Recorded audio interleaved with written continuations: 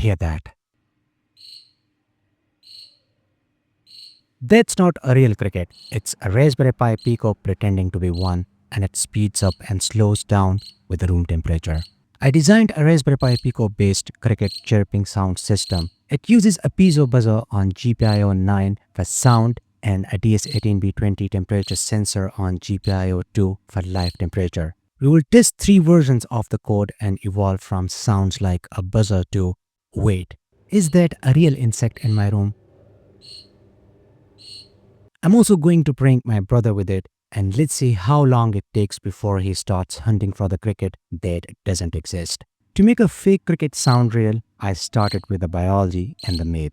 Crickets make sound by rubbing their wings, producing a carrier tone around 4 to 4.5 kHz. Their chips aren't one long beep, they are bursts of mini pulses, just a few milliseconds each, with tiny gaps in between. And here's the kicker, temperature changes chirp rate. This is captured by Dolbear's Law. For the classic case, the relationship can be used like this. Invert that and you get the average time between chirps. Warm night, faster chirps. Cool night, slower. Real crickets also add jitter, about plus minus 5 to 15%, and sometimes take long, unpredictable pauses. So our code needs a carrier tone, pulses, temperature-driven timing, jitter, and occasional long gaps. Code 1 is our starter. It doesn't know anything about temperature yet, just how to chirp. We call chirp function which plays 2 to 3 mini pulses. Each mini pulse sweeps from 4000 to 4500 Hz and 50 Hz steps. Each step lasts 4 milliseconds and we stop for 15 milliseconds between mini pulses. After a chirp, we wait a random 2 to 30 seconds before the next one to avoid a robotic loop. The duty is set around 50,000 on a 0 to 65,535 scale, which is a solid audible level for most pieces. Let's go ahead and run this script.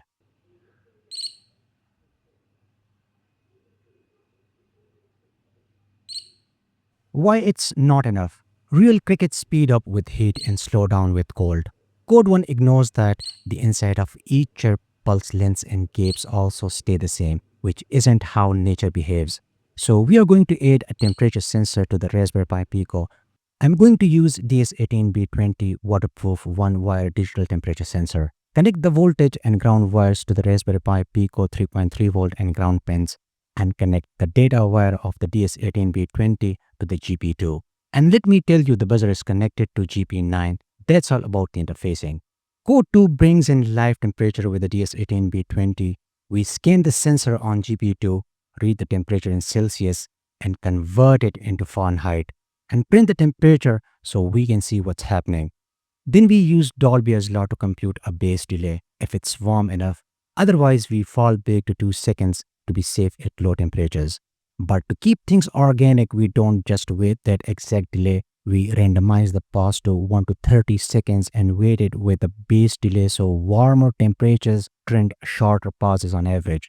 We clamp it 1 to 30 seconds so it stays watchable and doesn't vanish for ages. You can increase and decrease this number, it's totally up to you. Anyway, let's go ahead and run the script.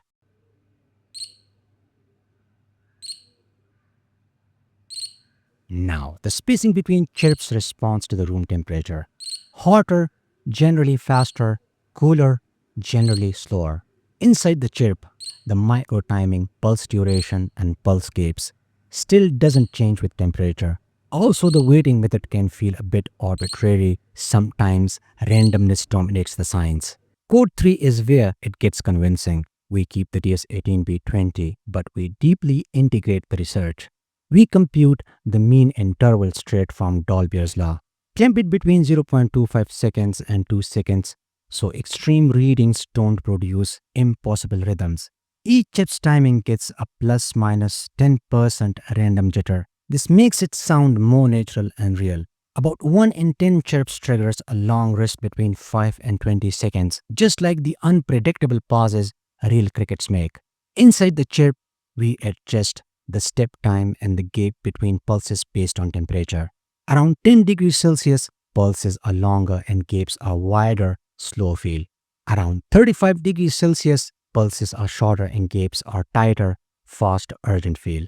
We still do the 4 to 4.5 kHz sweep for texture, but now its speed is temperature aware. Every chirp prints, so you can see exactly why it's chirping when it does. Let's go ahead and run the script.